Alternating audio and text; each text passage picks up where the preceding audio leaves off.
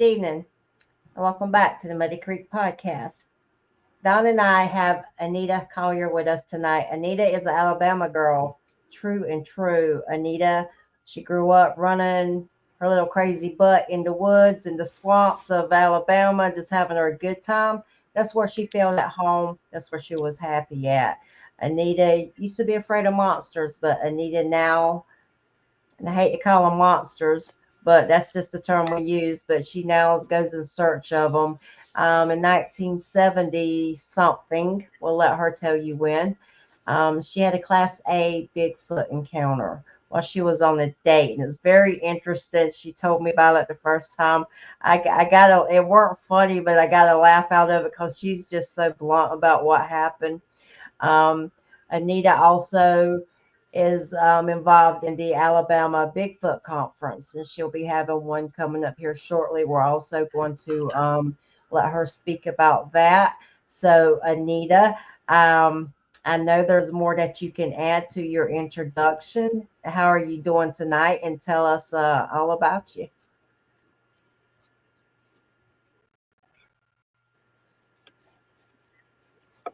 Well, I've had a very long, it's a long 65 years in the way of experience. So I'm really blessed to have had a lot of paranormal, if you could say paranormal, but to me, most of the paranormal, cryptid, uh, fun adventures, and maybe we can talk about some of those tonight. It's been fun and so much fun that I created the Alabama Bigfoot Conference too. So that's my main thing. But I am getting into camping again and had a great experience not too long ago with our geese. I'm right here and have a lot of fun with that. Don, do you have anything you want to follow up with?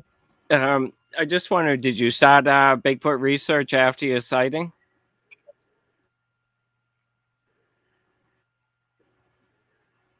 I'm sorry, what? Oh, did you start your Bigfoot research after your sighting?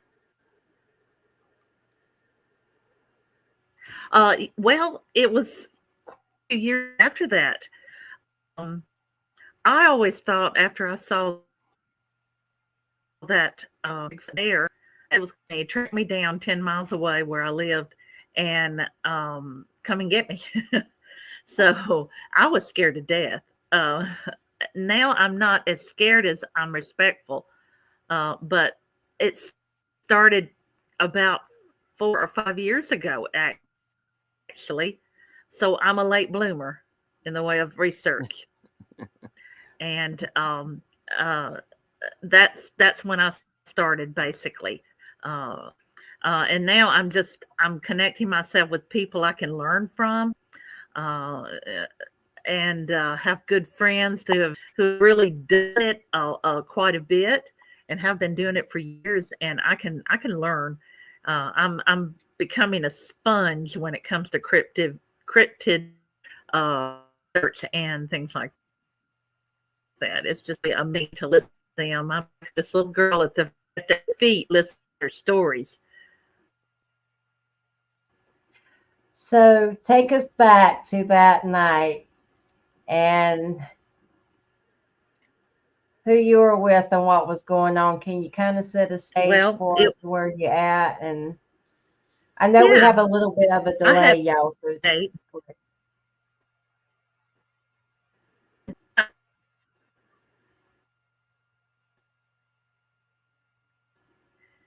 did we lose her again? broadcaster, and I don't use his name. And the reason I don't use his name is out of respect. I told him I'd never tell anybody that he is the one that was with me to see the Bigfoot. Because back then in '79, yeah, you saw a Bigfoot. Either as two. So um, I went with him to Mount Cheaha, which is our point, Alabama. It was a fall day. I think it was a Wednesday in 1979. Nice, really pretty day. and the way you had to hike what We, rock. Anita, we're getting a little bit of a delay. I think we're going to lose your story because of the connection issue. So we're getting every other word. So, Don, you have any suggestions on that? Because I don't want to lose our story. Is there anything else running on Wi-Fi in the house? I don't know. TV or?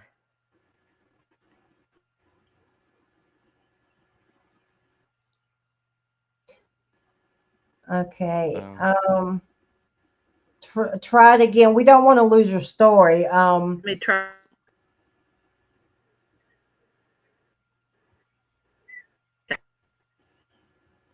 Well, we were hiking out about 2 miles. Bald rock, BALD, because it looks like a on the side mountain. And we got on the way out there, we commented on something must be dead because it smells rotten. So we're figuring now that I have more time to research it, I know a little bit more. I figure it was a Bigfoot. But we didn't see it, of course. Then we were sitting out in the sun on the top of the rock. Wait a minute.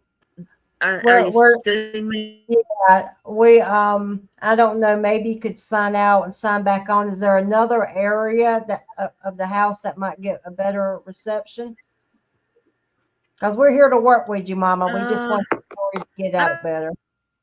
I don't know. Yeah, I know, baby. Let me. Is it good back there? Okay, my son's gonna help me. You take your time. Okay. Take your time. Okay. Take your time. Okay. All right, I'm gonna sign out. I guess I could talk about Bigfoot out in the cold weather while we're waiting. It was what? How you said it was what, -4 there today? Tonight it's going to be -4. Yeah. And what I'm noticing is they are out and active in that cold weather, 10 below. I've heard them out there. And I don't think they hunker down. Maybe the female and the juvenile do, but I don't know. I hear them out there and they're moving around. I think they have to move around, maybe to keep warm or to keep active. You know, if it gets really cold, they could just cover themselves with snow, which they have done. But Lakita said, I'm sorry, Lakita says, excuse me, it said 8 p.m. Lakita, we were running a little late for technical problems. Is that what you're talking about? I'm not even sure if she's talking to me. But yeah, I've heard that they get a little bit active in the cold. I mean, I think that's just kind of amazing because me, I'd be hunkered down like a big old fat bear. Right. Yeah. I don't know how they stay warm. I know muscle carries a lot of capillaries, so they have more blood flow in muscle. And I think the muscle must insulate them. You know, but they are out in the cold weather. I think they have to remain active because I always hear them. Oh. Well, it's not cryptid related, but I was listening to Joe Rogan the other day, and they had the lady on that ran the remote. It's like the episode's like 10 years old, but I love her. She ran the little remote supply place out in the middle of Alaska. It's a real tough one. She didn't take no crap, but she was talking about how there are certain bears that will wake up midwinter and go raid the dens of the other bears and eat the cubs. And I'm like, that's just terrible. But they were smart enough that they could watch where the bears were denning or hibernating for the winter. If they were hibernating high, that meant they were going to have a lot of snow, and the water would be rising. They were hibernating low.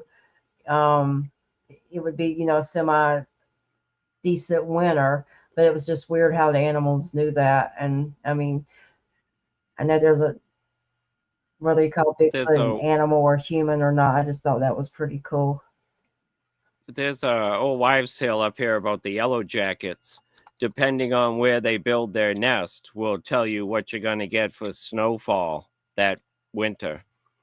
And from what I've seen, it's true.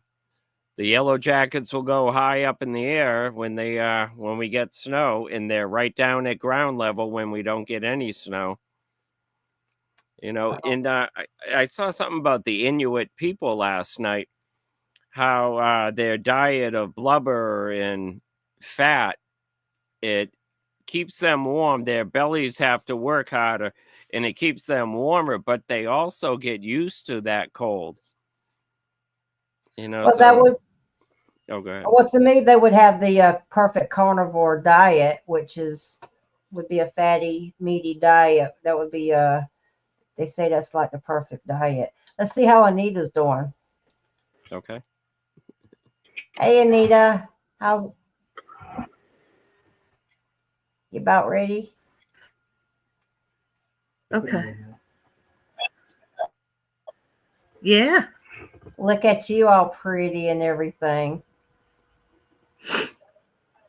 Sassy lady. Okay. So we were talking about back in the 70s. I thought you were talking about Don. Well, I give Don a hard way to go. I thought you were talking about Don all pretty and everything. Well, I would never give him a compliment like that. That would just go beyond what anyone in the comment box would expect out of me. So no. I have to, so back in the 70s, we hear you a lot better now. So back in the 70s, you had some stuff going on, Mama. Do you want me to start at the beginning? Absolutely. In the beginning, I had a date with a local broadcaster, and he didn't want me to tell his name after this experience because he was afraid that we'd be labeled as kooks. And during 1979, if you said you saw a Bigfoot, you were labeled as a kooky person. So we didn't tell for years. I didn't tell for years. I just never did tell up until about 5 years ago. And we went to a place called Bald Rock. This is on Mount Cheaha, Cheaha. And that is the highest point in Alabama. You had to hike 2 miles to get out there. Now there's walkway. We hiked 2 miles going out, and when we were going out, we commented on how something smelled dead. So I'm assuming we'll know now. I'm slightly educated now, and was probably a Bigfoot up on the cliff there, following and being stealthy and watching us. So we went on out and got to Bald Rock, and we were going to lay out in the sun a little bit. And there's my research partner right there, Anita Bryant. Anyway, and when we got out to the Bald Rock, he decided he wanted to make a pass at me. And so he leaned me back on the rock to try to get a kiss. And something started throwing little pebbles and pine cones at us. And there was nobody out there during that time during that time of the week. Hardly anybody was out there ever. So we set up and looked around. There was nobody there. And we couldn't imagine where they're coming from. Maybe they're coming from the top of the rock. It was kind of slanted. So he decided he wanted that kiss again, or whatever it was he was looking for. And so he pushed me slightly back on the rock again and tried to get a kiss again. And next thing you know, we were being palmeted with bigger stones and pine cones and twigs. And so we got up and slid off the rock onto a little cliff, which is about 20 to 30 feet. I guess it's about 30 feet. And we saw a Bigfoot out in the field. And it was not far from us. It was probably 100 feet, maybe. Wow. And during that time, it was a field of grass and saplings, high grass and saplings. But now it's like this grown forest. It scared me to death. I'm saying, oh gosh, let's go, please, let's go. And he's saying, no, I want to see this. And Wow. so when we finally got in the car, now what I'm thinking, since I know a little bit now, is that there may have been, it was more of about a 5 foot, 6 foot creature, and brown looking, reddish brown hair. And I'm thinking there were two. I'm thinking this was a juvenile, and the other juvenile was in the woods on the way up on the cliff on the way out. And that's who we smelled on the way out, because this would have been difficult for even that size of a Bigfoot to jump off the cliff. So I think there were two of them, and they were playing with us, just getting attention or just seeing what we would do. And I've been, the first conference I went to was in Michigan, in Ann Arbor. And when I was talking about my story, several people said they thought, well, maybe the Bigfoot was trying to protect me from the guy. I don't know, but it doesn't scare me now, but it scared me to death then. I was such a scaredy cat. And I mean, I would have been scared of that no matter. But it was pretty close up, and I could see the features, and it was not so gorilla-like. It was more, it was less of a gorilla looking, more of a chimpanzee look. It was brown, and the hair was, and it was, well, probably about the color of my own hair, a reddish brown ginger color.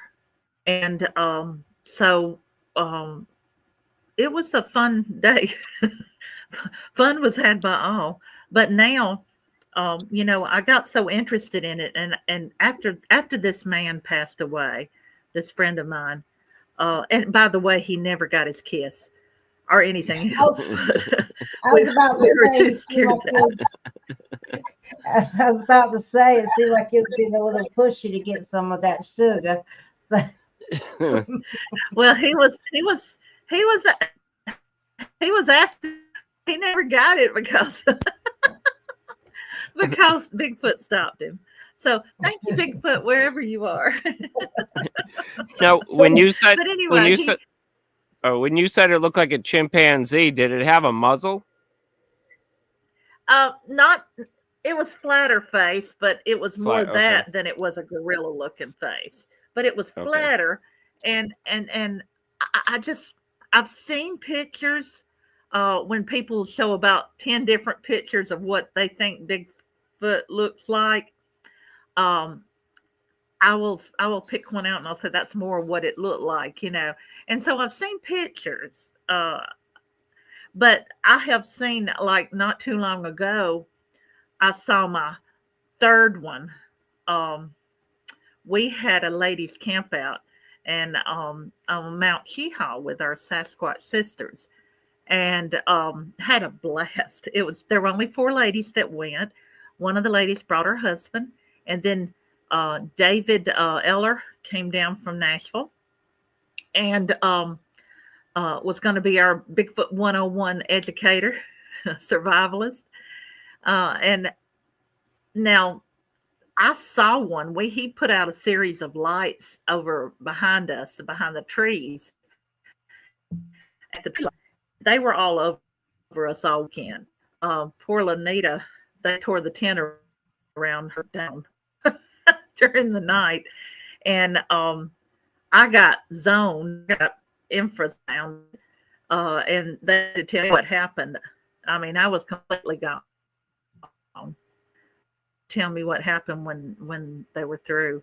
But I since then I've remembered a little bit of it, but I hadn't remembered a lot. I still don't. I have gaps still. But anyway, he put a series of lights, a few lights out behind the tree line or on the tree line, and it looked like you could see at one point the light moved, and both the lights, it looked like there was a form of a Bigfoot behind him, behind the light, holding it at one point.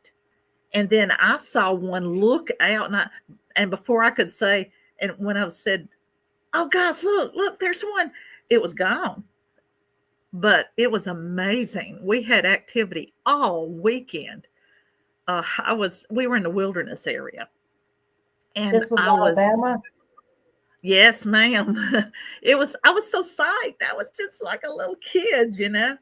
It was so much fun. And I said, it's been so long since I had been camping. It had been since I was about 20 years old since I had been camping. And I had such a good time.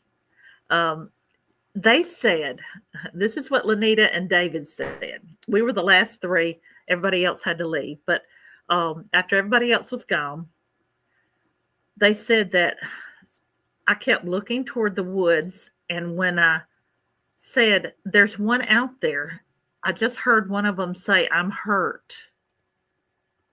I need help." And Lanita was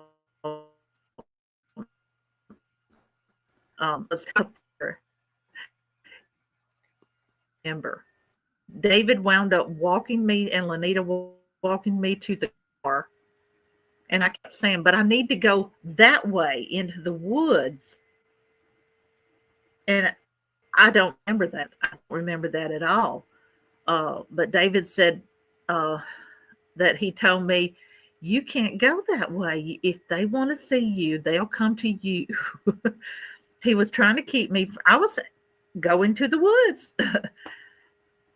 And he said, "You can't go to the woods." Do you think that was safe for you to go into woods? Do you think that No.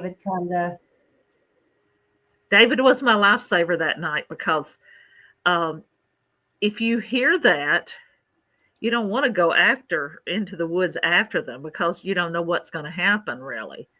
And there have been tales of women never coming back. And I don't have any fear of Bigfoot.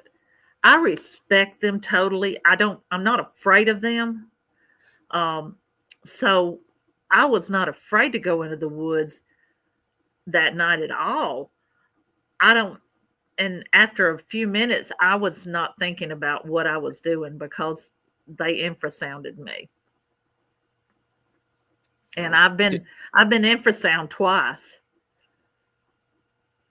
Can you feel that infrasound? That night I didn't. The first time I was infrasound, I did, but that night I don't remember anything I did. I wound up asleep in the car. David said he put me in the car, but they've been telling me off and on what I did, but I'm just now getting any recognition of anything that happened. I still don't know it all. The first time I went out with Lanita, we went on some private property that she has been following some Bigfoot for many years on that property, family after family, after generation after generation. And so when we got nearly back to the car, and I was probably 8 steps away from the gate, and her car was right outside the gate. And I went to take a step, and suddenly I was confused. I was very confused about, should I go into the woods or should I go to the car? I think I need to probably go back into the woods. And she she said, "They got you, they got you," and she said, "You got to come back to the car." So I made it back to the car, and I knew what was going on that time. But that second time they got me in November 1st and 2nd, I think was when we had that weekends when we had our trip this time up on Cheaha and camp trip. And I think it's because I'm what they call an empath, and I can feel things and deeply. And I think that that I wonder if it's a sign of a weak mind. I don't know, but Amen. but Amen. they can get me every time. I swear. So I have to be among friends that won't let anything happen. You know. Did somebody snap you out of it, or did you come out of it quickly, or did it take a while? I went to sleep when David got me back to the car. When he said he got me back to the car, I must have gone to sleep. Because next thing I know, Lanita's tapping on my window saying, let me in, let me in. They're trying to tear the tent around me down. We had a like an exhibitor's tent, and it had only two sides on it, two flaps on it. One of those big tall exhibitors tents. And it was enough for like 3 cots, and there were 3 of us ladies, and then the other one was with her husband. And us 3 ladies put our cots in there. Well, the first night, we had set this tent up with additional tarps, those plastic tarps and everything. And they kept kidding us, telling us it looked like a homeless shanty, and which probably did. And that's okay. It was okay. It was good, and we were proud of it. but anyway, the Bigfoot that were around there surrounded our tent the first night, and was kind of lifting the flap and peeking over the other flap and things like that. We saw movement, and we knew that they were there. We saw some movement around the tree line while we were sitting around the campfire. We had some of the infrared or night vision goggles, and we could see that. You try to get some of the stuff, bring some of the stuff with you, some of the equipment with you, so that you can. And I'm learning to use all that stuff. It takes a while to get all that equipment. You learn to use it, and so we took some of that out and had just some fun with it and experimented with it. But they did try to tear the tent around her. And when we got up the next morning, she crawled in the car with me. And when we got up the next morning, the whole tent nearly was ripped down. Bless her heart. I felt so sorry. I woke up. Like I said, I didn't even wake up when David put me in the car. I must have fallen directly to sleep, because the next thing I know, Lanita's tapping on the window going, "Let me in." They're tearing the tent around me. So it was a fun weekend. Did you guys hear any vocals from them or any other animal sounds? We heard possibly some bird things, and I don't know if those were night birds or if those were Bigfoot, because they can mimic that. I heard when I know what I started hearing when I heard it sounded like someone saying, "Come to the woods, I'm hurt." That's what I was hearing, a voice, but it wasn't a voice. It was in my mind. But no, I didn't hear. We didn't hear. We didn't do a lot of howls or anything like that, or animal sounds to attract that, because there were other campers in the other spots down the way. But we were off by ourselves, and we didn't want to scare somebody. But we did a few howls and things, but we didn't get a lot of response to that. They didn't want to do that. They wanted to just surround us, and they were just curious about us, and they weren't going to harm us. I really don't think they would have harmed us. I think they were curious about us, and we were curious about them, and we both had respect for each other. And to me, I don't consider Bigfoot. Uh, I consider it has some human traits, and I don't know exactly what it is. Mhm. I'm still learning like everybody else. I'm not going to say I know this or I know that, because I don't. I'm far from knowing everything, but it is a learning experience, and I think they have enough human traits to understand that we're not going to harm them, and that we're trying to learn about them or something. Lan- Lanita says, then I must read this, then I'm going to follow up with a question. Lanita says, they took zip ties out of my tent, opened the flap, and looked at me. Wow, that's a pretty close encounter. Well, the weird thing too was we had no phone service up there. I think David may have. Um, I know I didn't. Lanita didn't. Um, and our phones kept on being drained the entire weekend. We would charge them up on the car battery for hours and get up to like 80 something or 90, and they would be dead within 30 minutes or an hour. That is just out of this world. And the thing is, that's what I've been told, is they will drain your equipment, and they drained our phones. But Lanita had a very low charge, if any, one night. And like I said, she couldn't get any calls out or anything, and I couldn't either. But she has a blood sugar device here that she can read her blood sugar on arm. It's connected um, to her phone, and somehow and all, and suddenly it went off as an emergency, and said she was having an emergency with her blood sugar. Now, That's interesting. and then it called her husband. Huh. It phoned her husband. Through an app? Okay. It should not. We didn't have any signal, so it couldn't have picked anything up. Right. That's tall- the weirdest how- thing. How tall were these creatures, do you think? I think some of these were 6 and 7 feet at least, because they seem to be.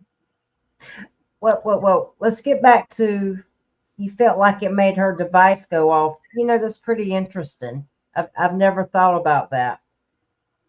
I mean, who goes out with, many people go out with a pacemaker or other devices that they're dependent on, because you get a lot of interference, and you get a lot of stories about how it does. There's something about them that drains batteries, that interfere with devices, and that's I've never really even put two and two together. That's the first time that. That was like you're something sending me down the rabbit hole, Mama. that was something very strange, because her husband called her. She had not been able to even get a phone call out all weekend, and all of a sudden here he is calling her and saying, "Are you okay? Did they carry you to the hospital? What's going on?" That type of thing. And she hadn't even been able to get a call out or get a call in all weekend. Mm-hmm. Strange. Wow. I wonder how many other people have been in the field or camping and have never connected the two, that have had some strange occurrences with devices that they may have had with them, that have just never connected the two. I would be really interested in. That would be interesting for me, because I'm a registered nurse, and And that would be I miss- something I would like to follow myself, because the medical devices that they interfere with while you're in the woods. Okay, well, William, in the medical field, he says, and I think extreme fear could easily cause the blood sugar to drop. So he's given a medical view on it. Um, correct, William. But at the same time, we don't know because there's so much strangeness around the Bigfoot. I think the Were strangest thing was that all of a sudden, here's her husband calling her, and we hadn't been able to get a call all weekend. were any of you guys feeling fear? Feeling fear? Yeah, I think possibly a little bit, a little bit. I I wasn't. I was just like adrenaline pumping and bouncing off the trees. But I'm not sure what Lanita was feeling exactly. She was a little bit frustrated that they were tearing the tent down. I don't think it was fear as much as it was frustration. So there she is right there. I don't know. Yeah. She says, the SOS, it wasn't my blood sugar. I told them I was in trouble and where I was located at. That's very interesting. That's very interesting. Mm-hmm. I do have go ahead. No, you go ahead. I had a question about your first encounter, but we'll circle back to that. Okay. Let's say circle back. We'll get back to that, okay? Okay. But I mean, to me, that's pretty amazing. But you've got Lanita saying they messed with her tent, and one of them opened her flat, and some strange stuff up in there, lady. But you said also her phone wouldn't get out all weekend, and all of a sudden, yeah, mine wouldn't either. And then all of a sudden, she gets this call from her husband. It was about, I guess it was probably about. I don't know what time it was. I forgot. Lanita could probably shed light on that. But then he's saying, "Are you okay?" Because I got an emergency call that you were in emergency. I wonder if that can affect things like OnStar and like when you're going down the street and you've got them around you because when Pat and Joe were on the show, one of the things they said to me, and which it, but you don't really think about it until someone says it, and then that little light bulb goes off. She was saying that it was her, Joe, but they were saying as soon as you're driving into an area before you get there, they're already communicating, and before you even get out the car. And it makes me wonder if they could interfere with something like OnStar, GPS. Yeah, it's kind of good question. I surprise myself every once in a while. That was a good question. I mean, it would be a good thing to do a study on equipment. I still want to follow up on that nursing and medical equipment and things like that to see. I would like to contact any body who goes up as an emergency team on Mount Cheaha and see if anything's ever, ever been contaminated in the field or bothered in the field. That would be a good question. Don, you look like you're scratching that chin. I'm picking up on your. Yeah. I've heard a lot of stories about devices losing batteries, and I've always wondered if it's from the person that's in fear, because recorders that I've had out in the field, they get right next to them. And I never lose battery from my recorders, but it seems like the devices are always close to the person.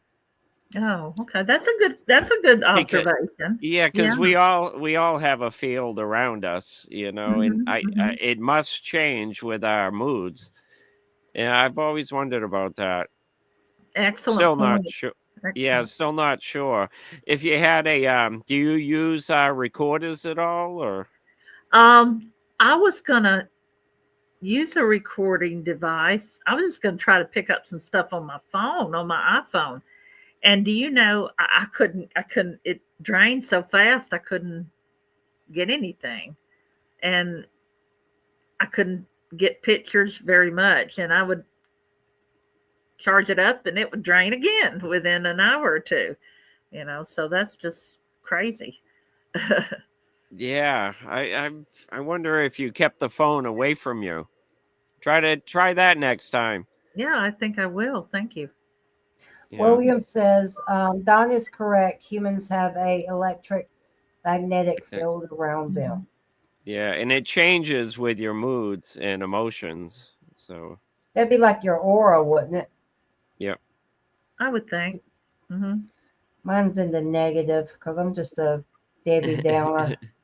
Well, they say you're at your highest when you're in love. So the opposite would be, I guess, fear or hate. So I guess that's why honeymooners don't get bothered with Bigfoot.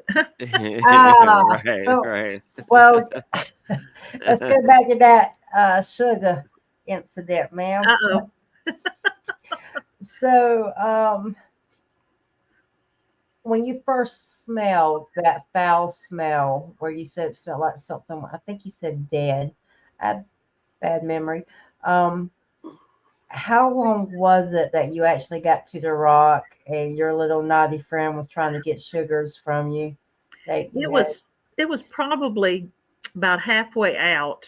I think if there was one following us or hiding from us and watching us, then probably about a mile they trailed us or watched us, because it was probably about halfway out. I guess it's been a while, so I'm thinking halfway out. But it smelled like and I've smelled this smell before out in the field. Like, I was a hospice nurse, and I would go in the rural areas, very rural areas, because that was my route. And I would smell this smell every once in a while. And I would think, that's a Bigfoot. There's a Bigfoot out there somewhere, And one day I smelled it, and I looked out in the field, and it was probably 500 yards out. It was a really long way out, about halfway in the field. And there was an old piece of farm equipment. I think it must have been an old truck or tractor or something. And I looked, and there was this creature that stepped out from behind it. It didn't notice the road or anything, but it stepped out from behind it. Looked like it was looking. I stopped on the side of the road. It would look like it was looking in the back of that truck or vehicle or whatever that was. And it was huge. I mean, it was huge. If I could see it that far, it was huge. It was not a bear. It was more of a human form, and it was huge and black. So I think I saw another one that day. And I thought, why didn't I go after it? And I'm thinking, what would I have done if I'd gone after it? I must be crazy. But I was on an emergency run between two rural areas, on emergency run in the back roads to a patient. So I wasn't able to stop. During your first experience, when you were out there and you seen it, I think you said you seen it. How far away was it when you guys? Probably 50 feet into the field. It wasn't far. Was it swaying? Was it walking away? Or was it just standing and staring at us? And then when after about, it seemed like an eternity to me, but I'm sure it was not more than a few, like 10, 20 seconds. It turned around and lumbered off into the woods back behind the field. What color skin? Huh? What color skin did they have? Dark gray? It was more of a brown gray. It was not not real dark. Okay. It was, it was hard to see that, but the face was not real hairy. It was a little hair. Did it have an expression on it? I couldn't. I was so scared. You had the fear. Yeah. How did that change you? And at what point? Because how long did you stay out in the woods, and at what point in your At life that point, at that point, I was saying, let's go now. It scared me for a number of years. Um, like I said, I thought it's going to track me down. I thought this is going to track me down. Um, because I had never seen anything like that. I'd seen bear, but I had never seen anything like that, and I knew that was no bear, because it walked away and walked into the woods on 2 feet, bipedal. So it changed me in a way of when I thought about it years later. I thought about what a beautiful creature I had seen. They are so lovely and beautiful and amazing, and that's the way I feel about it now. Um, then I was scared to death. So what was going through your mind when, because Lanita said it had to take you at least 20 minutes to walk back. I mean, what was going through your mind at that point? Did you think I'm not going to live, or did you feel like the danger was gone, or did they escort you out? upon the first time, Yes, ma'am. um, no, he just said, we're going in the car, and I was just scared is all. And I was not paralyzed with fear or anything like that. I was just scared when I got in the car. I was so thankful to be in the car. I was, it took probably 30 minutes to get out to the rock and then back. But it was not, a paralyzing fear. It was just scared. The kind of fear where you just kind of feel a little pee coming out that day. Now, you said that you thought it was going to track you down. That's very common. Usually, teenagers or younger people will run to their house and lock themselves in their bedroom, thinking that it's going to follow them home.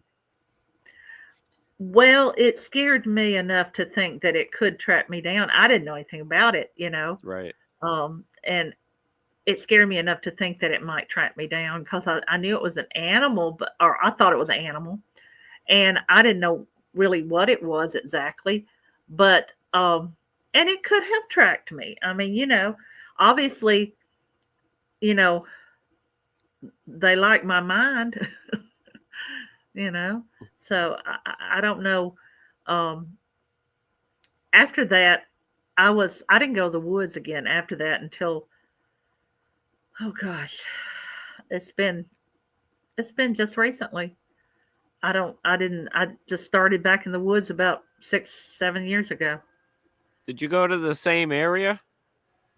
I have been since then, yes. And the place we did the camp trip was on that same mountain. Huh. Mm-hmm. I think they have good memories. They may have remembered you.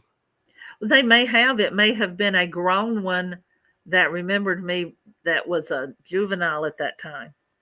Right. Yeah, I think you had juveniles coming close to you at your tent there. Well, we could have, but there were clan. There was a clan up there. I guess you call them a clan. There was a clan up there, maybe 2 or 3 that converged upon us that night. But those nights, but there were a lot at the camp. There were quite a few. At any point, you could sense them around you on the tree, in the tree line. Yeah, I even left some food and stuff out for them. Nothing got it, so they didn't want food. They wanted to see about who we were. That big black one you saw, was it really very muscular? I'm sure it probably was. All I saw was the big black form, and I said I could just imagine that's got to be a Bigfoot, because I smelled that smell. And like I said, it's probably 500 yards out into the field. I mean, and so I couldn't really tell a lot about detail on that one. Does everyone still call them boogers down there? I don't. I hadn't heard that until Okay. just recently, and so I don't. Some areas they do. Yeah, some areas. So is there a lot of water around that area?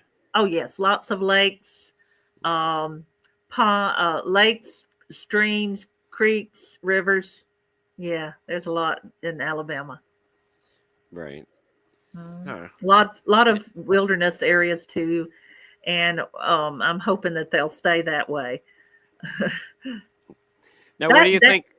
I was just going to tell you that where I'm talking about is the basic start. We're at the start of the Appalachian mountain chain, and they can migrate up the chain, up the Appalachian mountain chain, anytime they want to, according to amount of prey they have or that they need, according to climate. So it's just a good place for them to be able to go, and they can be as stealthy as they want to because nobody would ever see them. Right. They probably, I mean, there's plenty of deer around there, right? Plenty of Yes. food for them. They probably Deer they probably don't go too far. No, I don't think they do. I think they pretty much stay into their local area. Right. Because they raise their families, their babies there. I know Lanita knows about that. She's followed a group, a family, generation after generation, and for several years, since 1995, I believe, if I'm not mistaken. And it's been the same family just about. They just raised their babies there and raised into grown-ups, and then they'll have their babies there. And so how large are these groups? I'm not sure, but it's family clan. Like it could probably be several families. I mean, in a group. I don't know. It may just be one family. When we go out investigating, we usually gift. We usually leave oranges and apples. And one time we left a bucket of fried chicken. I would have fought you over the fried chicken. Come on now. I don't know if they ate it or not, but we are Southern people. You would have caused what we called a 1040 in law enforcement, a big old fight over that chicken. Well, I should have left a big gallon of sweet tea too. You're right. Try some raw chicken or a live chicken. Yeah, that's true. Don, we don't condone. Let me put him in timeout. William said was a Popeye's chicken. I think this was Popeye's chicken. Maybe it's either Popeye's or Publix chicken or somebody's. But anyway, we did leave some chicken one time, and they must have got it. It wasn't I'm gonna tell you what. If you put out some good Southern fried chicken that was cooked in that cast iron frying pan, I would come out the woods to get that. I sure would. I can just see these old redneck boys looking and saying, "Oh man, somebody left some chicken out here, some fried chicken. That looks good. Let's go get it." Yeah, I would blow my cover for some good fried chicken now. You put a little Texas Pete on that. Have they ever left you anything in return after taking food? They've left Lanita things, but I haven't been at the same place, But they've left Lanita. They've gifted her with formations, rocks, and things like that. Well, we're going to have to get Lanita on to tell her side of the story. You Yeah. said you've experienced some other things. Lanita? Yeah. I'm putting you on the spot, Mama. Come on in.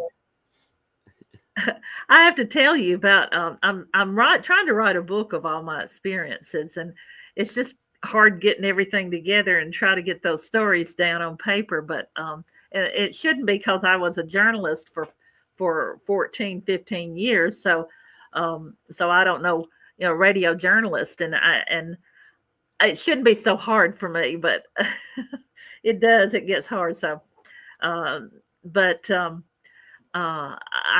one of my chapters is going to be called "How I Narrowly Escaped the Serial Killer," and it's a good one. Oh, yeah. He Wait, was that one. didn't Selena? Okay, you can't just. Okay, all right. I'm sorry.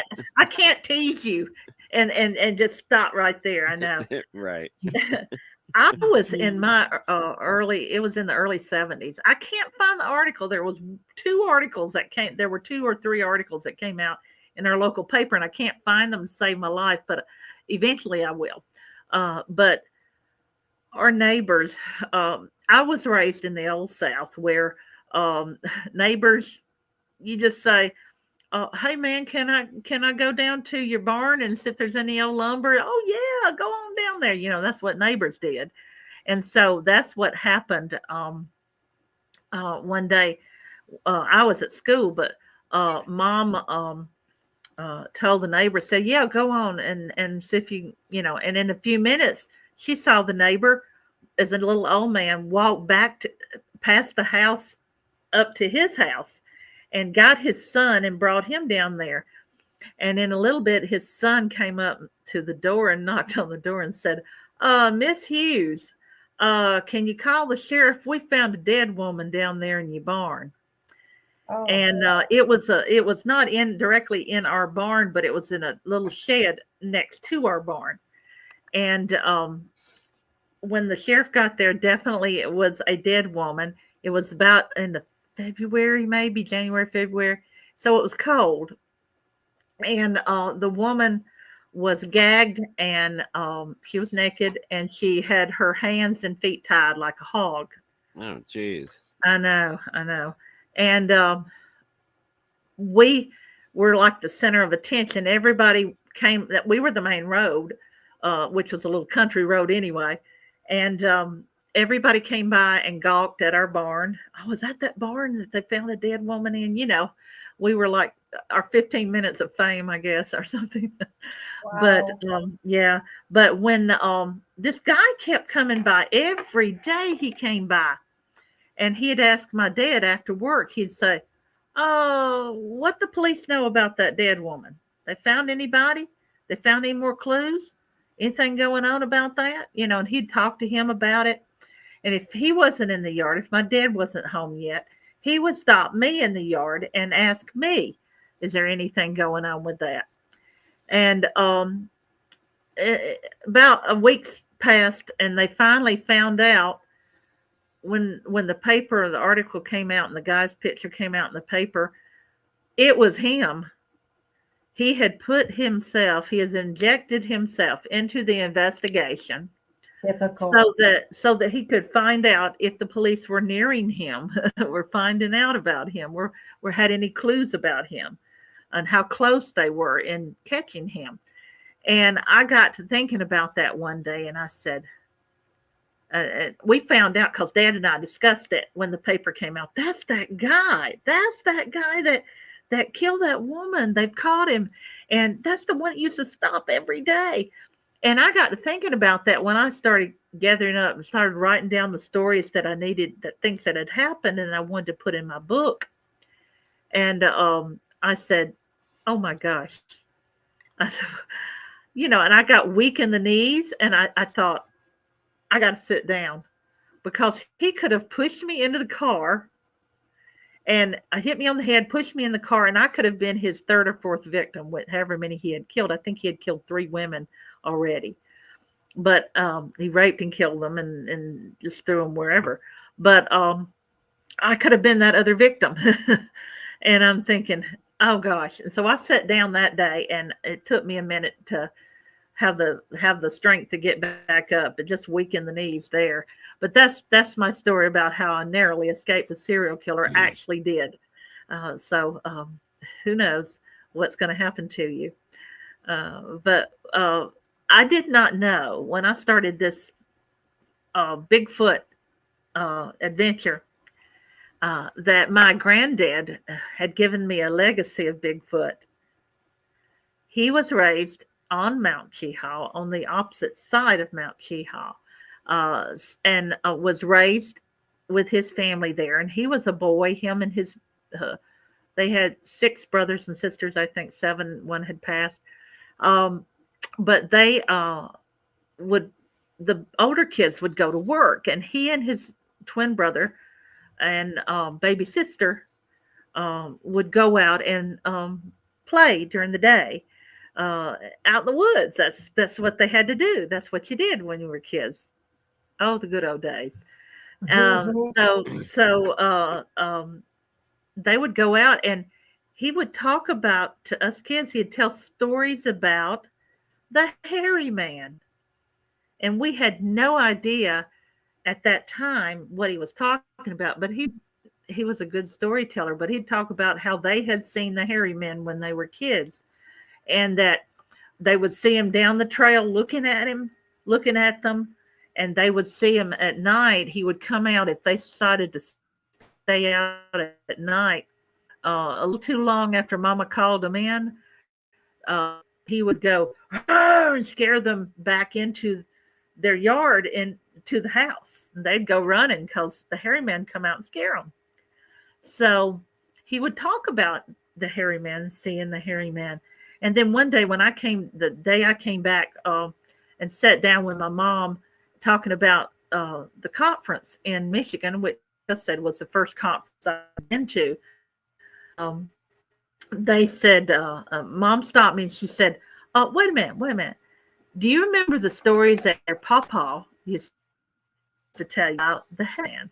And I said, I remember those. And she said, Bigfoot, that's Bigfoot.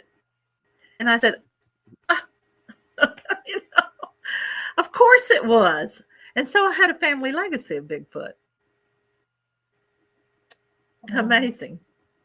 Was this, oh, sorry. Was this all in the same area of your sightings? And yes. Well, yes, it was all in the same area of most of the activity that I've ever seen.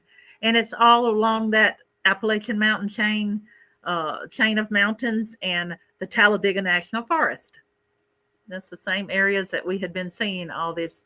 And all the ones I have ever thought I saw were along in that Talladega National Forest and the mountain range that I'm talking about. All of it's in the same area. So they may have known you as a child also. It's very possible. It's very possible because we were surrounded by woods when I was growing up. Now the woods, city has come to us, town has come to us. So we were surrounded by woods though. And at night, I always felt like somebody was looking over me, like looking out for me, but looking in my window. And I always saw this form of like a hairy looking thing looking in my window. And I just, when I was a kid, and I really think that there was a Bigfoot. Wow. It could have been. Wow. I could never tell you now for sure, but I would bet that it was. Did you have any? Always known me. Did you have any dogs or anything?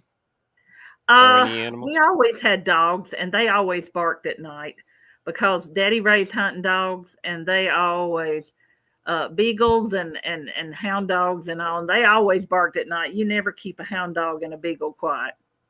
Yes, that's true. Right. Squirrels, night birds, anything. They're gonna bark at everything. Other than the stories, did you look back at any things that had happened when you were younger and related them to Bigfoot? Well, when I was a little girl, I would play out in the woods, and I would see orbs, and I wondered if that was related to Bigfoot, because I know sometimes I would become a little disoriented trying to get back home. And I wondered if that was, related to Bigfoot around me. But I know I had seen orbs in the past, and just a fascinating girlhood. There seems to be a relation with orbs and Bigfoot. You get a lot of, people use the word woo or whatever, but the reality is you get a lot of people that have had experience with Bigfoot or the hairy man, and they have experiences with orbs on the same land and around the same time. And then when you connect that, when you go into when we have guests that like MUFON investigators on the show, orbs seem to be related, and 50-50 chance that MUFON investigator has had a Bigfoot experience too. Some talk about it, some do not. Yeah. Well, I just wonder sometimes if, I had never remembered anything about portals or anything like that. And I know a lot of people talk about the portals and all that. I just don't remember anything about that happening. It could have when I was a child, because I know, like I said, I was always real sensitive to spirits and things like that when I was a little girl, and still am. But I think when we're children, we're more so, because I would look and I would see like an angel form in our home and with me outside. And I would say, Mom, look, there's Jesus. Jesus is right there, and she'd say, oh no, there's nobody in the room with us. And I'd say, no, look, that's Jesus standing right over there. And I just can imagine that's probably my guardian angel. I mean, children see that things that adults don't see. I think children are more open to it, and I think some adults, and it's just my opinion, I think some adults continue to be open to it, but I think some people in life kind of get, how's a nice way to say, sometimes people in life kind of get contaminated to the world and they shut it down. But I think when you're young and you have the childlike innocence, just my opinion, I think it makes you open to that, because I do believe in, angels. I'm living example of divine experience and what faith in our Creator can do. And I just think as a child we're more open to it. And I do believe I've had, as an adult, have had contacts with angelic beings at least twice. And those, I mean, I won't go into it, but I do believe as children we're more open to it. And I think as an adult, if you're still healthy enough and not being contaminated enough by the world, and you can still experience that, I think you've done something that says a lot about your strength. And I don't even know what I'm trying to say, but yeah, I understand what you're saying. What you're saying. I think that we do, like you said, if we're open to that, if we stay open to that, I think that it happens. I know I've had the good spirits and the bad spirits come. I don't know if I want to say come after me, but I know that it depends on where I was in my life and everything. But you have to be so careful, and I'm going to say this to anybody out there: when you're dealing with spirits, you better put some kind of protection around you. Now, I'm not talking about wear your lucky headscarf. I'm not talking about that kind of protection. I'm talking about pray your way through it before it happens, before you get to it. Because I've had one attach on to me, which wasn't I don't know if you'd call it a bad spirit. We did a paranormal investigation, not last year, but the year before last, on Thursday night, before our Friday and Saturday conference. And we did it in an old building in Anniston, Alabama. And it was an old, it had some things go on, like some clubbing and stuff like that during Prohibition days and things like that. And all the way back to just below the 1900s. And they were playing we were going to do a live paranormal investigation. Blondes and Booze were going to do it with our live. And so they set up everything, and I was just there for the fun. I just want to see what it's about and everything, because I'd never been on one. So I sat on a little platform up there that they had for a stage, and the building,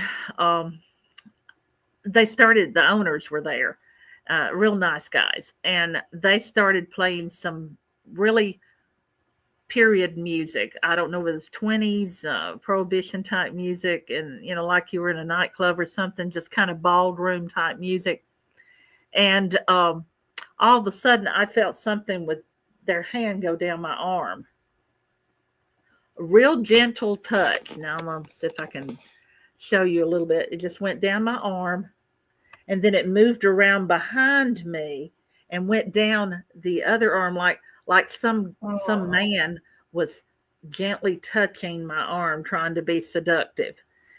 And I was like, I asked one of the guys, the owners, he was up there on the stage, just kind of standing up there. And I said, is there a spirit here that is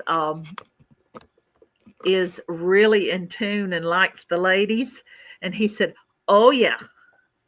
So I started talking to it and telling him that, if we were dressed to the nines, if he had his suit and tie on and I had my ball gown on, we just danced the night away and this type of thing. And I felt his presence.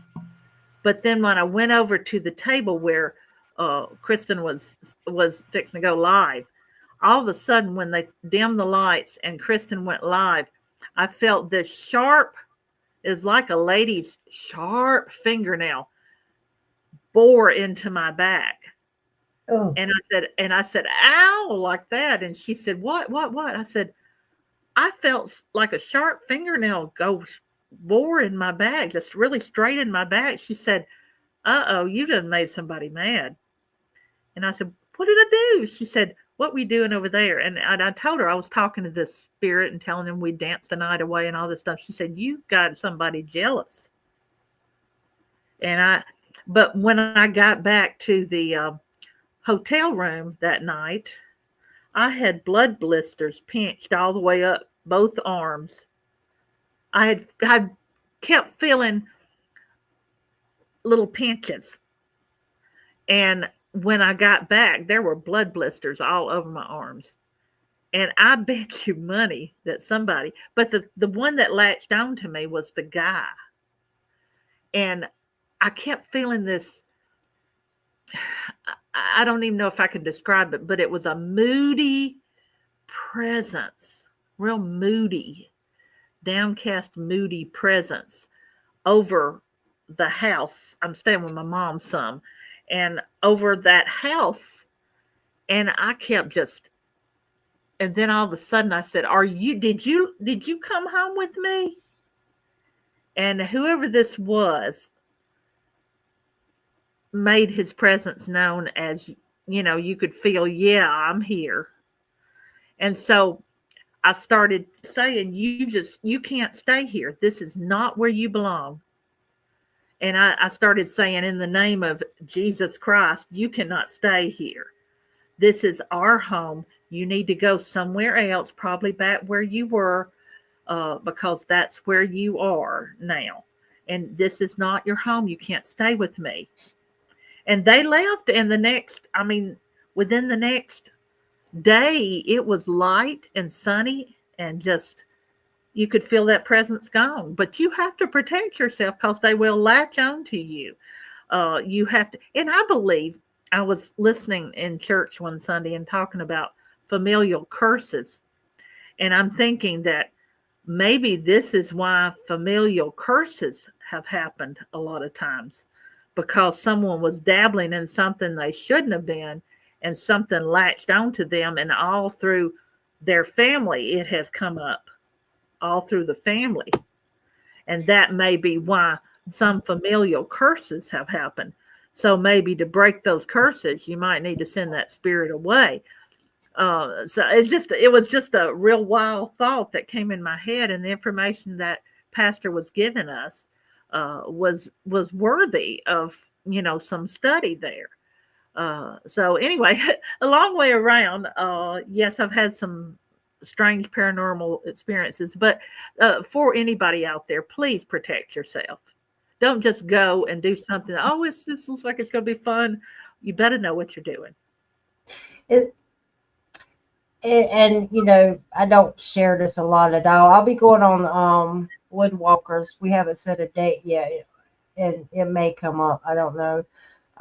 But that would probably be the platform where I would share it. But long story short, it doesn't really have to be anything that you dabbled in. You can be in a situation where you've been present when someone's spirit has left, and you being a nurse, me being you know, prior law enforcement, and depending on how do I say this, depending on the circumstances, I do believe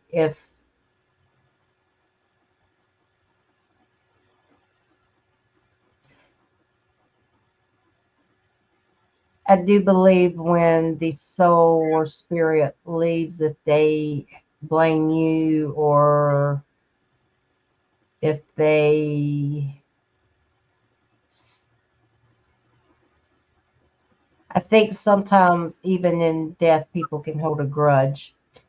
And I think if you're a strong, you know, spirited person, so, and I mean, just doesn't have to be spiritually all the time, but just if you're just a mentally strong person, where you're just strong, I do believe there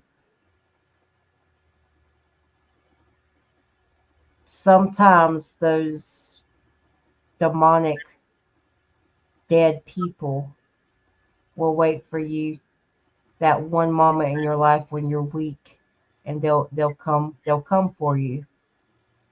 And I think if whatever your belief, your personal belief in your faith is, if you stay close to it, even when you have struggles and moments of doubt, your faith is still there underlined. And whether I believe in God. I make no apologies for it, but I don't expect anyone else to make apologies for what they believe in. But it seems like that moment of weakness is when it shows up, and that is where your true beliefs and your true spirituality in your faith becomes most relevant in your life. I don't even know if that makes sense, but they do. They, in my opinion, they do come back in those scenarios. I don't know if that made sense. Long story short, I think John was prior law enforcement. He might know what I was saying without saying, or she might know what I was saying without saying, as far as when the life left,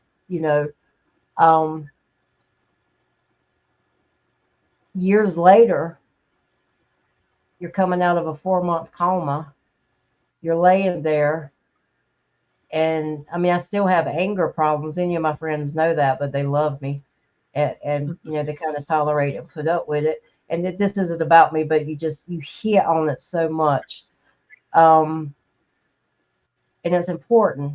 But I remember I could not live unassisted for a year. I had to go live with my dad at Ocean Isle Beach. And when they transferred me to his house, kind of laying there, I was laying in bed, and I went to a place, and I was still in the back brace. I still couldn't bathe myself or what, but I went to a place where this demon was that person of that event was coming up the foot of my bed, and they had no flesh on their face. You could see their inside of you could see that the muscles and the ligaments, and I mean the flesh was gone. It was like a bluish gray like tense on me. Their eyes were like just black. And it grabbed my ankles and it was pulling me off the bed. And I still, I was still weak. I had no core muscles, but I grew up with 5 Pentecostal preachers in my family. I'm Southern Baptist. I've had a spiritual walk with Christ during my coma. And even through all that, I just remember thinking he finally come back for me. And I remember thinking, if he gets me off this bed, I'm done. And what he did is he preyed on that anger I had all of those years, and that fear and that doubt. And I remember just sitting straight up in bed, even with my broken back, just saying, I don't think so. And he let go and just like melted back in the floor, and I laid back in bed. And I remember thinking, oh, that was close.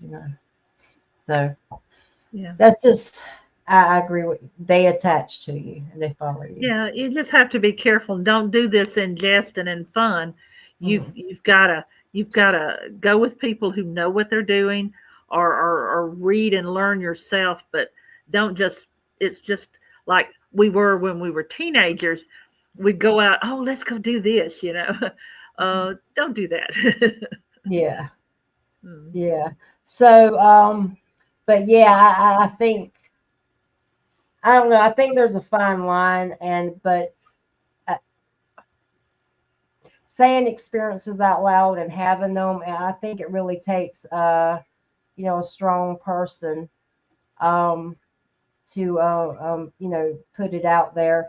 But you also have a lot of paranormal mixed with the big, and I totally got off the Bigfoot, but when you said that, it hit me because it's something I never talked. I said, I'm gonna just throw it out there, whatever.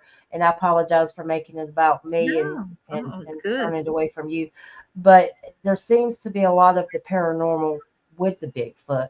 And once again, they call it the woo. And I'm cool with woo. I go on people's podcasts weekly. I go on a pod, and they're flesh and blood, and I lean toward flesh and blood, but I respect the woo too. And Well, one of because the we know, things, because like you, I know that there are spirits out there, and some people have experiences with those, and some do not as much as others. So I know I put myself into a position as a 16-year-old. We had a teacher who had many subjects, and all of them were paranormal. Of all the things for a teacher in the 70s to tell her class to choose from one of those subjects. So the last one that was not chosen was palmistry, palm reading. So I took that one, and I knew a relative who had a book of astrology, and in the back of it was a whole 3 chapters or more of about palm reading and palmistry. So I said, well, oh, this is great for my report. So, well, I was started looking at my palm and reading the lines on it and trying to see, now, what do I know? What do I need to know? And I started doing this for classmates and charging them a quarter. Of course, that was great. And I wanted to be popular in high school. And so this made me popular to read their palms. Well, in about several months, then I thought, well, there's some of those people I just don't like. So I'm going to try to cast a spell on them. And yeah, you know where I'm going with this. And then I'm starting to read up on, oh, well, I wonder what spell casting, what I can learn about that. And so it led from one thing to another to another. And then all of a sudden, one night, I felt a heavy spirit during that school year. And one night, I heard a noise out in our dining room, and all the lights were out. Everybody was in bed, and my room led right out into the dining room. And I walked out there in the dark, and there was a demon dancing on the table, a green form of a figure dancing on the table, saying, "I've got you now. I've got you now." And it scared me to death.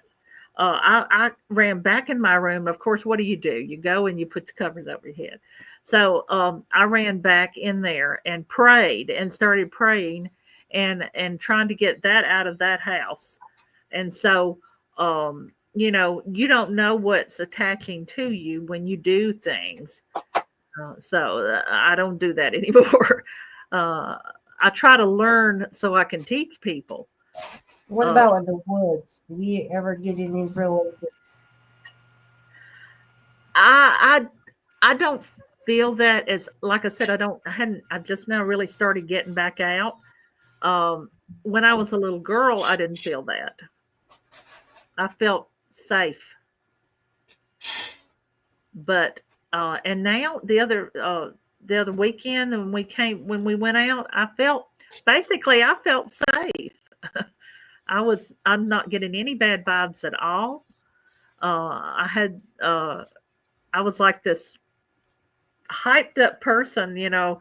If I had been probably living, a teenager in the 60s, I'd have probably been a flower child. I mean, you know, that type of feeling. Yeah. Man, peace There and you love. go. in the woods. Dodd, that's right there. That's knocking at your door, Dodd. Uh-huh. So it was a high for me to be out there again. And I didn't feel anything bad, no. Wow. So, Don, you had some questions. I think you're muted. You're right. I I've always like it wondered. later, I would say I've always wondered why the spirits attach to certain people and not others. I don't know what that is. I think it's because I'm an empath. I think that has a lot to do with it.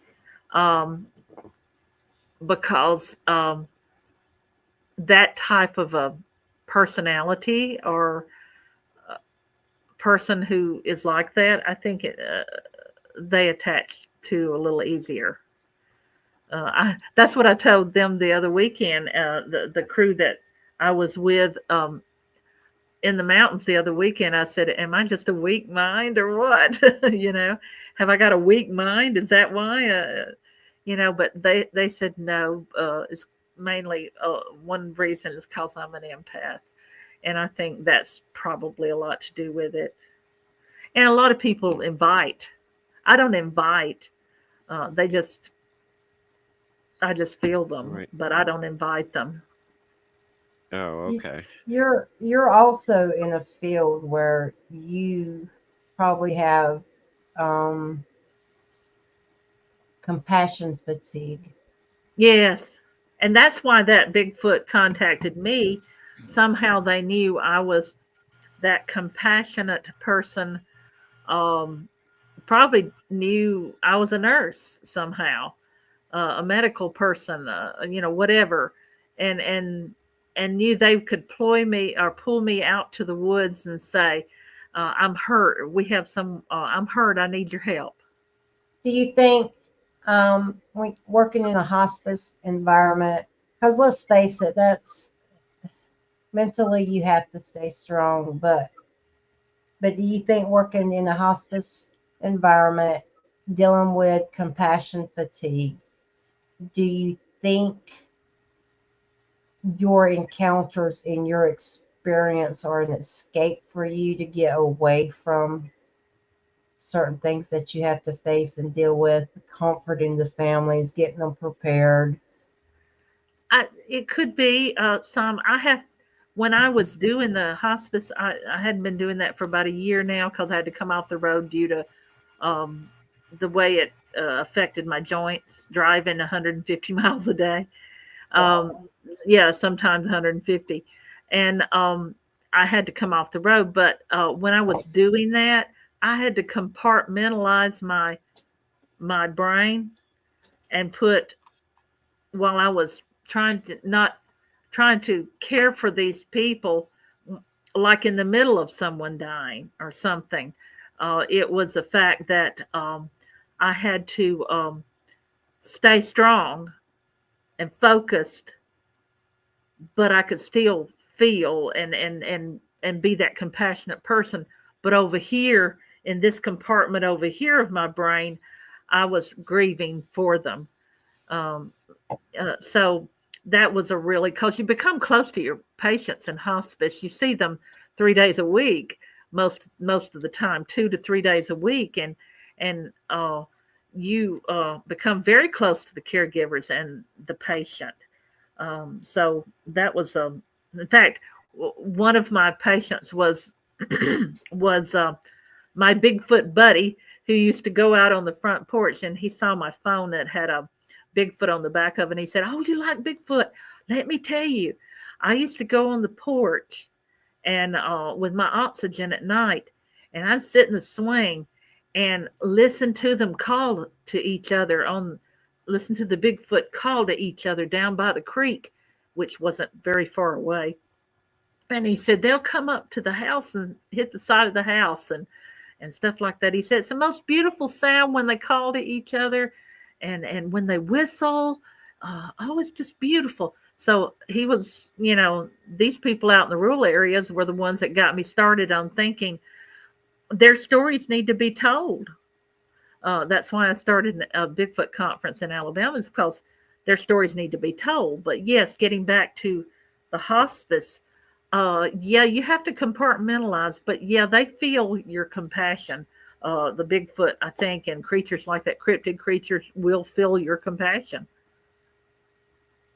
Yeah, So I think they know you very well just by the way you behave out there, and they watch you very closely. They do. They knew me. Right. So you have collected those stories. What are some of the most intriguing stories that you have heard and you feel obligated to keep those stories alive, Anita? Well, one of the most intriguing was when my granddad was in the hospital. He grew up with a man named Luther, and they were best buddies, boyhood buddies, and on into manhood, they were buddies and friends and all their lives. And Granddaddy died at 93, I think it was. But he was in the hospital a few weeks before he died. And my mother and I went downstairs to get us something to eat and bring it back to the room in the cafeteria. And we got back, and there was a phone call. That was when everybody didn't have cell phones, okay? So, yes, I remember those days. But got a phone call on the hospital phone, and the lady said, "This is Luther Mitchell's daughter. We wanted to check on Mr. Fred." And she told him how he was doing now. And she said, "We also, when we got back," well, let me skip back just a minute. When we got back from getting the food, he said, "Marie," which is my mom's name. He said, "Marie, I just had a visit from Luther Mitchell. He came by to see me. We talked about all the things we did growing up." And he said, "Bye." He said, "I'm going to say bye for now." But he said, "I'll see you in a few weeks, okay?" And when in a few minutes, the phone rang, and the lady said, "I'm Luther Mitchell's daughter. I just want to check on Mr. Fred." And she said, he's doing okay. He wasn't doing real good. And she said, "I also wanted to tell you that Daddy died this morning." Wow.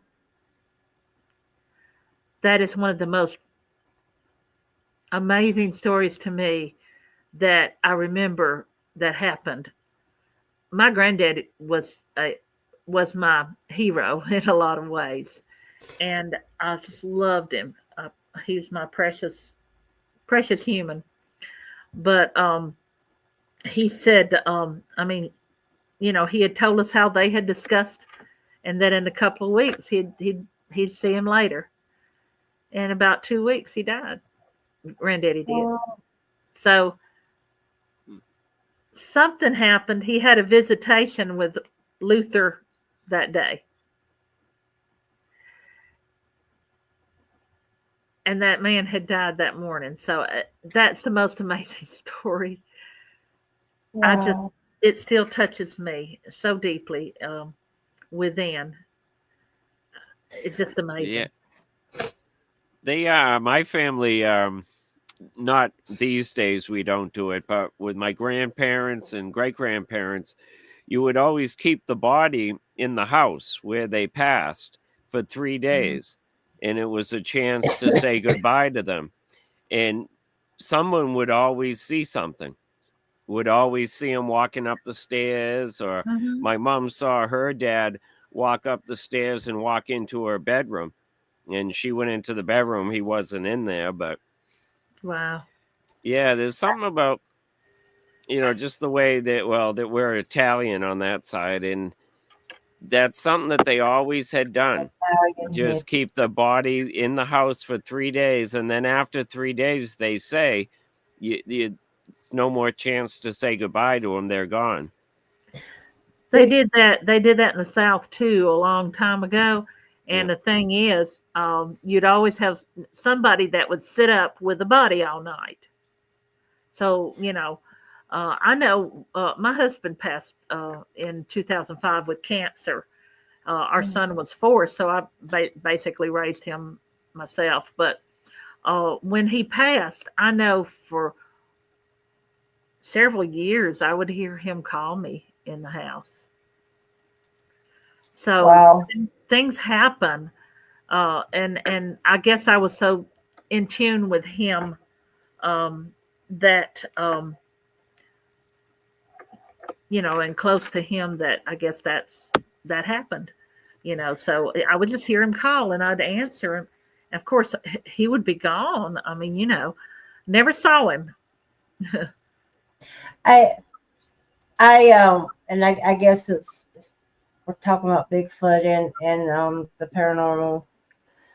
I had a lady on the podcast a while back, and they've had Sasquatch on their land for I think 4 generations.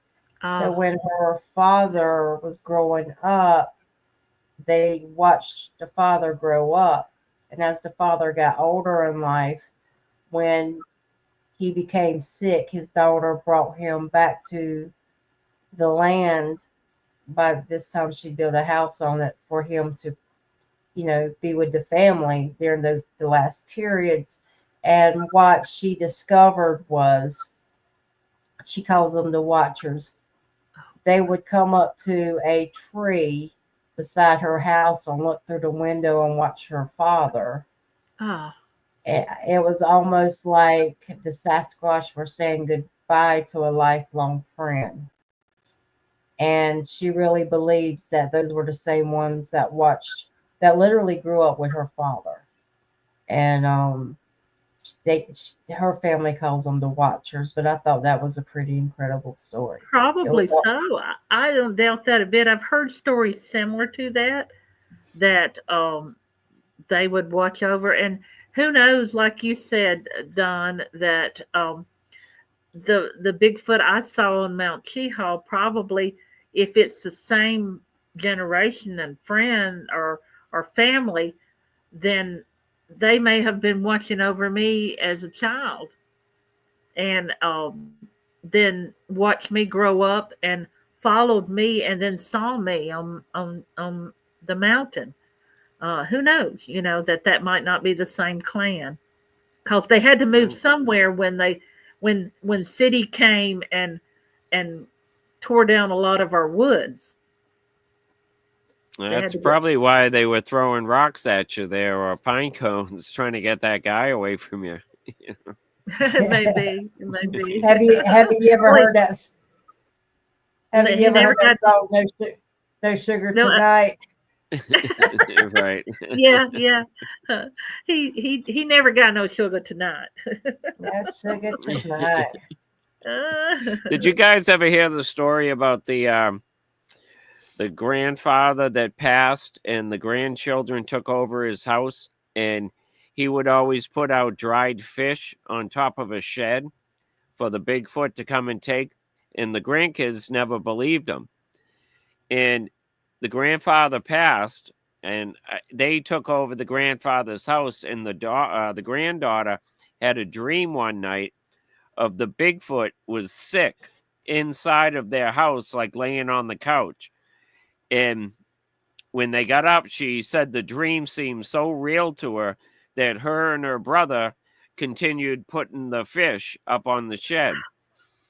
And it was always gone. They came and they were still taking it. Wow. Yeah, it was Well, a strange one. I think they do take the food that you give them. I think they appreciate it. I think they see it as a sign of friendship, maybe, if they know exactly what that is. I don't know how much they know. I think if they can mind speak or whatever you call it, infrasound or whatever, then they're pretty darn smart. They're advanced. Nighthawk, High Strangeness podcast channel. Welcome to the chat, Nighthawk. I grew up with several different Bigfoot that were family to me, always looking out for me. Oh, That just seems to go with what we were just talking about. that's so cool. Yeah, they follow me around in the woods, and I don't carry a gun anymore because I don't. What's You're that? their favorite Italian hippie. I guess, but I think they more watch me because I'm probably a threat to them because I'm not from this area. So in the beginning, I was a threat to them and they were always watching me. But now there's a different group here and they just follow me around. So I don't have to worry about any other like mountain lions, bears, or anything else coming around because these things are always following me. Oh, wow. Yeah, it's well, strange. I didn't feel danger or anything. I didn't feel afraid or like I was any, danger when I went up on Mount Cheaha the other weekend in November. So I felt safe. Right. I think they can tell that too, that you're at ease, that you're not a threat to them. I could sit by a campfire like we had the other night. Those few nights, I could sit by that and just every night. I don't have to have TV or internet. I could sit at that campfire. That's great to me. Right. LaVon says, Don, you feel safe. Very good. Yeah. In the beginning, it was a little not aggressive, but they made themselves known and they didn't want me in the woods. They surrounded my house with bones and they didn't want me in that woods, but I kept going out there. And then I stopped showing a gun. And then I was leaving apples out for them and everything quieted down. But after I had seen the female, they left the area and another group came in with a smaller juvenile. But the bones, you figured out the deal with the bones. I think I did. I have a big whalebone up on my house, and I think that they thought I collect bones. I don't know. It's the only because nobody that I had talked to around here had ever experienced anything like that. Wow. So that may have been it. They may think that was something. Were they gifting you bones? One time they did when I had a pyramid of apples out there, and they sat there for 2 months. Nothing touched them.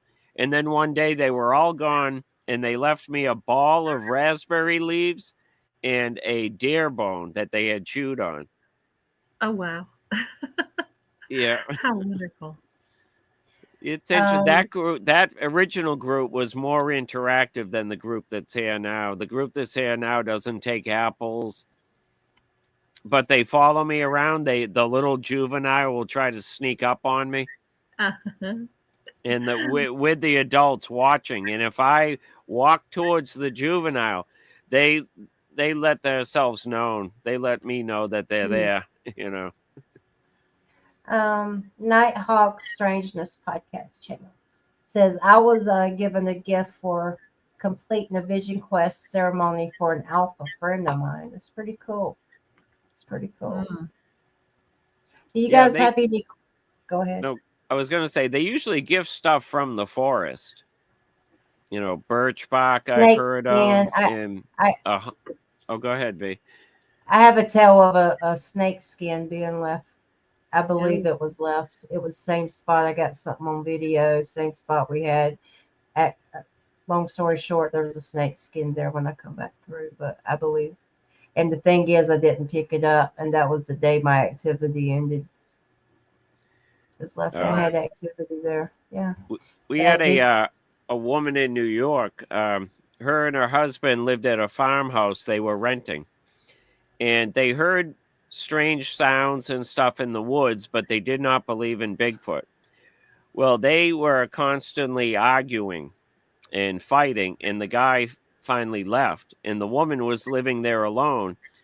And in her yard, she'd wake up and there'd be a pile of like mulch, bark, dirt, grass, and then there'd always be a piece of human trash on it from the woods. There was a set of a big wheel steering wheel one day, and she didn't know what was doing it. And then she found 6 mice on her porch wrapped in grass.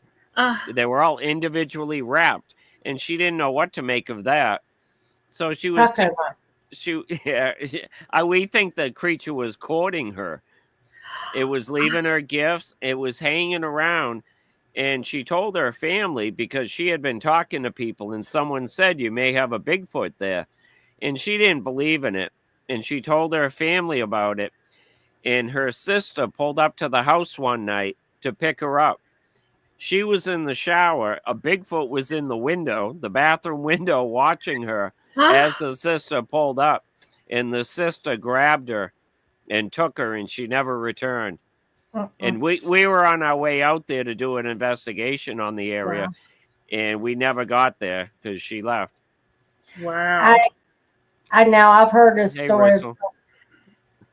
Now I've heard a story of someone that had a bad burn, and they went out to research a property, and the next day the owner come back and had called the investigator out, and like I said, this researcher had a bad burn, and there was herbs left in like a dish, and so he took photographs of it and went and researched it, but it was the herb to treat burns.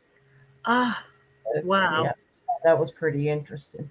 I would love to know what they know about medicinal herbs and things like that. The Native American, I would love to study medicinal herbs and things like that I could forage from the woods. You know, that would be a fascination of mine. We used to have a person here in Alabama who was an herbalist, and he was the most famous one. But he passed away, and what I would have given to have been an understudy with him and an intern or whatever you call it with this person. He was just a little old country man, and he knew everything there was to know about it because he was a genius when it comes to the herbs. But I would love to know that knowledge would be, to me, worth $1 billion. Yeah, I'm sure they do know about the medicinal plants. You know, I think they've been around a lot longer than we've been around here. Sure. Do you guys have any questions for Anita? And while maybe they're thinking of some questions, because we've been going on for almost 2 hours. And Anita, you're I really have enjoyed you. We need to do a part 2 with you. Oh, I'd love to. I got more stories that have happened. Oh man, not just stories, but stories that have happened. Well, you are so welcome to go ahead and put some out there because we kept interrupting you. I'm so sorry. No, I love it. I love getting to know you guys too. It's been fun. Tell us about your conference coming up. Okay, it's June. The main day is June 7th. It's the evening of the 6th. We have a meet and greet. Everybody can come and just enjoy the meet and greet, and you can get in touch with me. But we have vendors, and we need vendors. We want vendors to come. We have a new group. It's the Alabama Bigfoot Conference. the conference, you can get in touch with BamaBigfootConference.com to get tickets.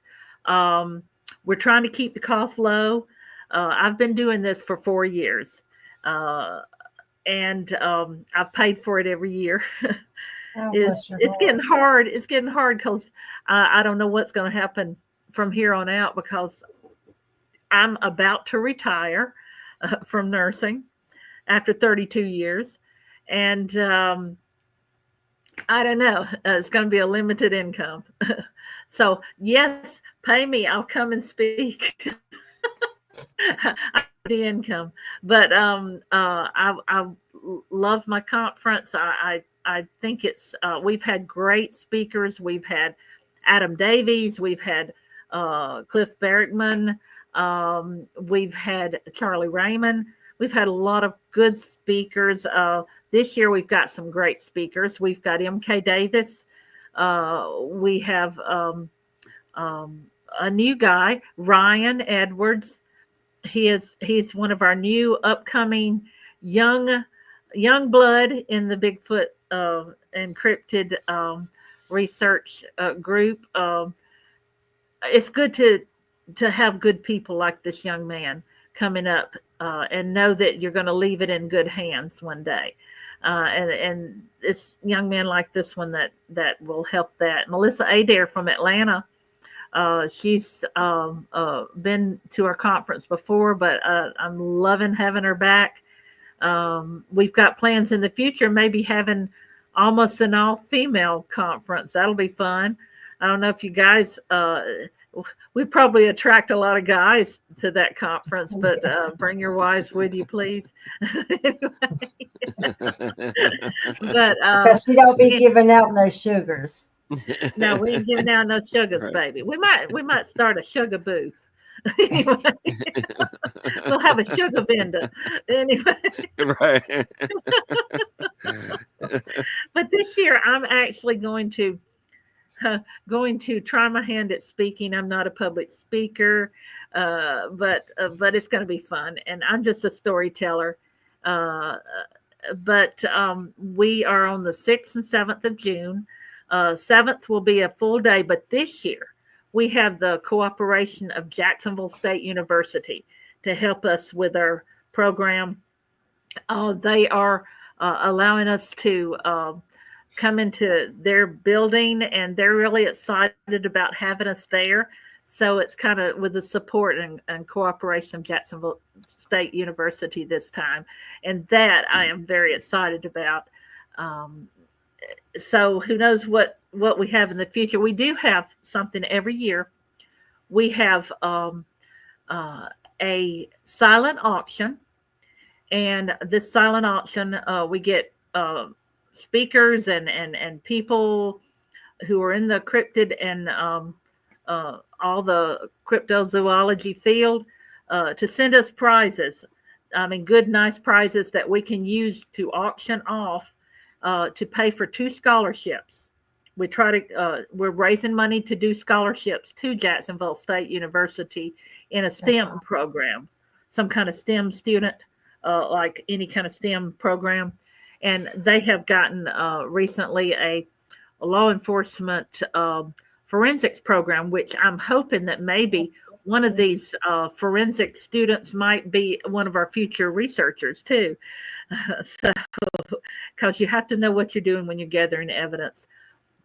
So it's going to be a good program. We hope to give away 1 scholarship this year. If not this year, next year. Anita, I give you permission to raffle Don off. Okay. The highest bidder. The highest bidder. Is this like the one in Groundhog Day, the movie? Right. Yeah. Or the lowest bidder. I don't care. We'll clean them up. 2 bits. Yeah. Right. We'll clean them up. Throw some candy and flowers in his hands. Oh yeah. And with just the highest bid, you get your house clean, your dinner cooked, the feet rubbed. Mm-hmm. Name and Don, Don, that'd be great. That'd be a great country. I know. You know, people have to just sacrifice to do these things, but thank you so much for sacrificing for the cryptozoology field. Right. No worries. We also this year we also have David Eller, and I'm trying to think. I know there's somebody else. Tex Wesson is going to be doing our MC. He's an old favorite from our group every year, and I'm trying to think. There's somebody else, and my mind's You gone have MK Davis, Ryan Edwards, Melissa Adair, David Eller, Dan Nettarello. Okay, Dan Nettarello. He's Tex. from Wisconsin, and he'll be coming down and just blessing us with his presence this time. He's very knowledgeable and such a fantastic photographer. If you ever follow him on Facebook, great stuff. So I'm just tickled this year that's one of my favorite phrases. I'm tickled that we're going to be able to do this. Like I said, I don't know what next year brings. Finances are kind of hard to come by when you're on a fixed income, on retirement. So, but we'll see from year to year. We had people that said we wouldn't make it more than 1 year. We had some of the major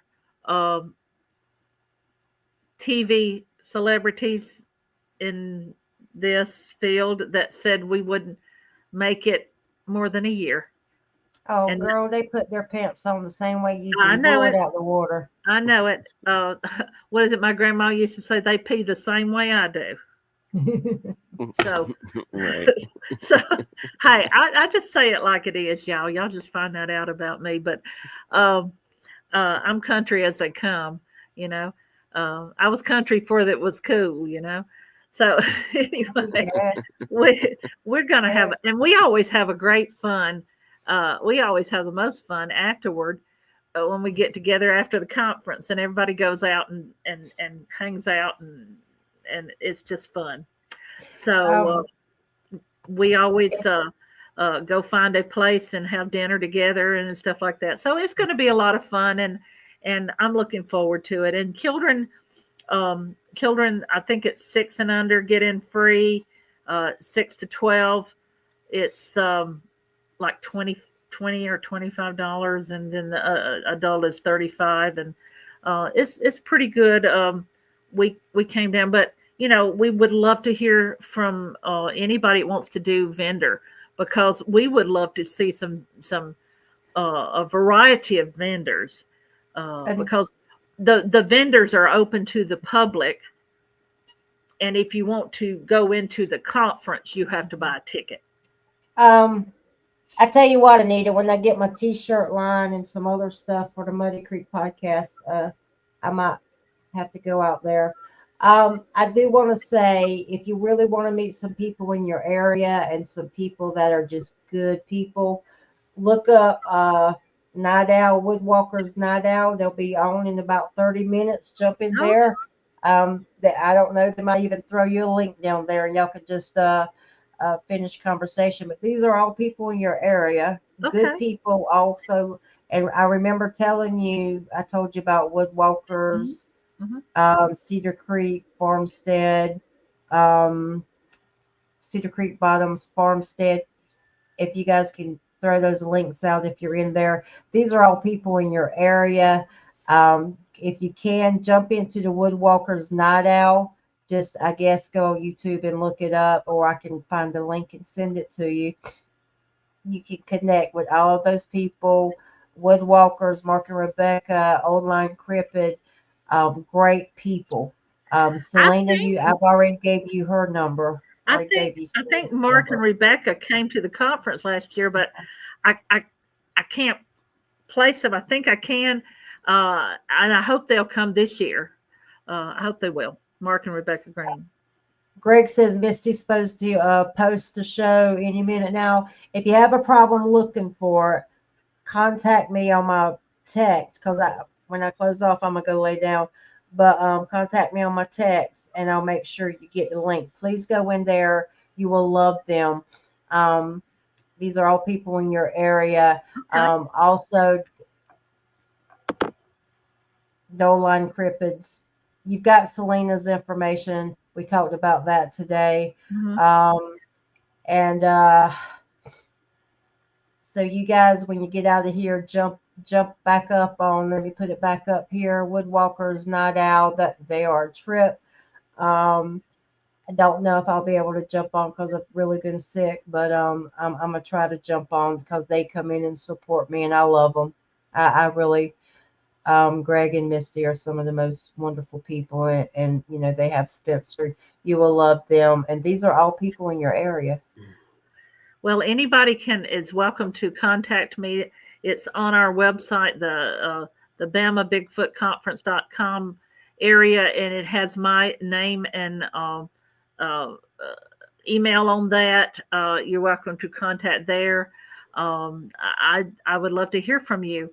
I'd love to see you at the conference because we met so many great people last year, and we had first year we had probably about a little over 200. Second year we didn't have as many. Third year last year we had about 180. So we did pretty good. There's your pretty good guest or a pretty good feature speaker right there. He'll be on Woodwalkers tonight. Make it a point to know Greg All and right. Misty and All right. Spencer and Mark and and Selena. Yeah. I have forwarded your number up to Selena. I don't know if she's contacted Good. you or not, but she was very excited. Don, I'm gonna let you go in closing before he does. I want to say thank you so much, Anita. Love you guys. Thank you. It's been a pleasure for me to meet you and get to know you. Oh, awesome. So good for them. Yeah, all right. Well, I want to thank the chat. We really do appreciate the chat here. I hope you get some people going to that conference now. And thank you, Anita. Yeah, wonderful guest. I enjoyed this. And I think that is. Oh, I wanted to say hi to Gary Spikes there. I love Gary. I know him. I knew I saw the name before, Gary. and I just want to say hi. We done podcasts before together, and I want to thank everyone, and hope everyone has a great night and a wonderful week. And we will be back next Saturday. And thanks, everybody. Thank you, Anita. That was wonderful. Great. Thanks. Bye, guys. Good night.